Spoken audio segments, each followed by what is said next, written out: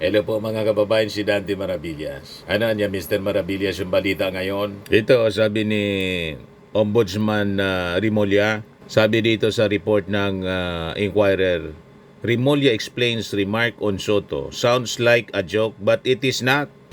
Ano niya yun, Mr. Maravillas, na joke? Sinasabi. Hindi man nga po joke daw yun. Yung sinasabi ni Ombudsman Rimulya, huwag ka anyang mag-alala. Huwag kang mag-alala dyan sa posisyon mo. Kasi may mga senador na anya na malapit ng maaresto. Di ba si Tito Sen, may threat palagi yung posisyon bilang Senate President na gustong agawin.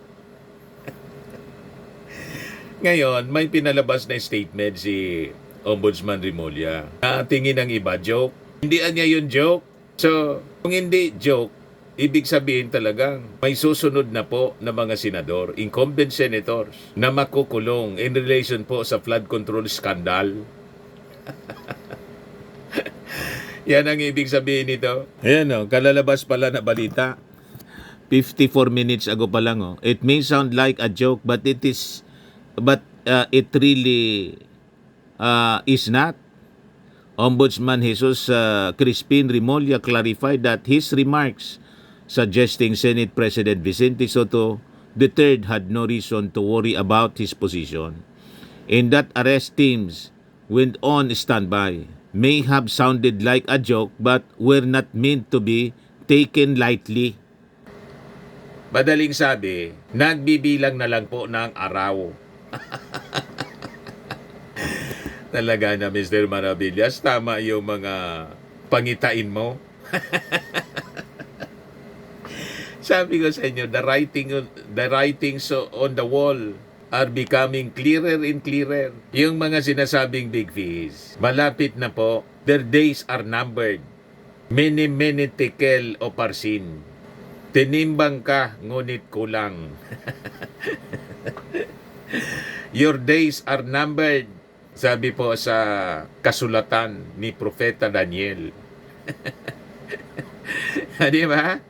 Sabi dito, Ombudsman Jesus Rimulya clarified that his remarks suggesting Senate President Vicente Soto III had no reason to worry about his position, in that arrest teams were on standby.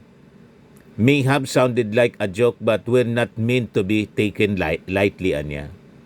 Rimulya made the clarification during a press conference at the Ombudsman's strategic planning session in Baguio City kanina, responding to questions about a statement he made in jest on DCRH over the weekend. The remarks were linked to a recent attempt to remove Soto from the Senate presidency. So sabi po ni Boying Rimulya, it may sound like a joke but it really is not. Of course, if there is a warrant of arrest, the person will be arrested. And we have arrest teams ready, sabi po ni Rimulya. Ibig sabihin, nakalatag na po yung plano. At alam ni Boying Rimulya kung sino-sino itong mga senador. Tulad ng unang sinabi ni Boying Rimulya na si Bato de la Rosa may warrant of arrest na niya. Ayun, nagtago. Hindi na nagpapakita mga kababayan. Kahit sinabi pa ng ng mga authorities na wala pa man na niya. Pero may mga lumabas mga kababayan na balita na yung attempt na agawin yung posisyon kay Tito Soto, yung lumabas na ang sabi, tinutulak ni Amy Marcos sa kanya Alan Peter Cayetano, itong si Loren Legarda, na maging first female Senate President. Si Bato de la Rosa on standby, nandun lang sa vicinity ng Senado. Yan yung mga lumabas na balita mga kababayan. Pasilip-silip si Bato de la Rosa, nasa vicinity lang daw ng Senado. Kailan siguro? Kinapos.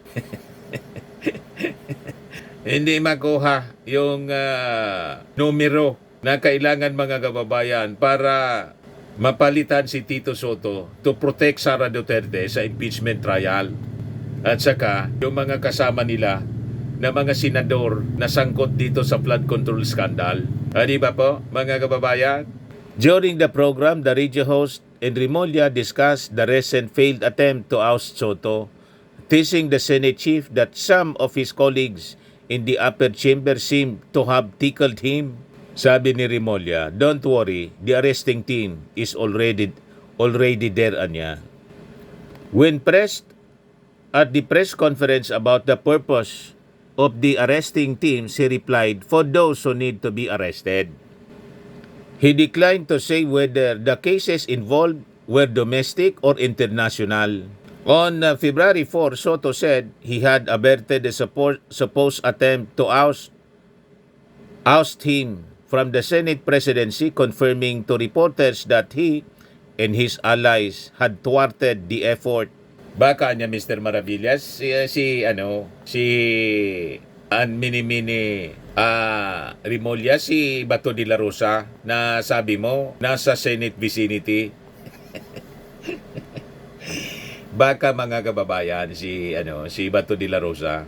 Kaya siguro hindi nangyari kasi nakasubaybay yung arresting team at baka nandun hawak naman talaga ng mga authorities yung warrant of arrest ni Bato mula sa ICC, itinatago lang para pag lumabas si Bato, kaya hindi na lumalabas si Bato, pupusasan siya talaga. Kailangan kasi ng Senado ang boto ni Bato de la Rosa. Pero kulang pa kasi siyam lang po ang minority. Kailangan 13.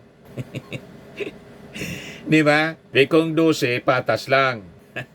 Kung lumabas si Bato, baka mga kababayan, talagang hindi matutuloy na ma-oust si Tito Sen kasi naka-standby yung arresting officer. Lalo niya Mr. Maravillas niya naintakutan niya, si Bato de la Rosa. Pati yung mga iba pang senador na wala pa man po recommended for plunder charges, gusto ngang baguhin yung committee report, yung recommendation, hindi na recommended for plunder charge, for investigation na rin na lang ulitin.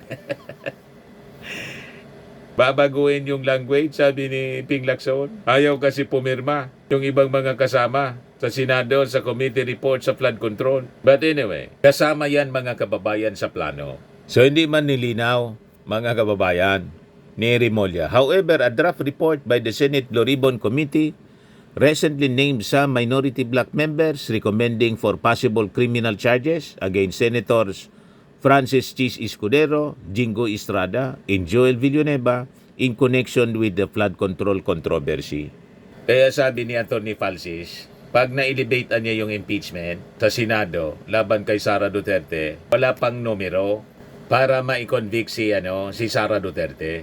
Yan BP Sara unlikely to be convicted in Senate under present numbers. Mababawasan yan kasi may mga senador na for plunder charge, makukulong. Hindi man i-recommend ng Senado, kakasuhin pa rin sila ng ombudsman, saka yung DOJ.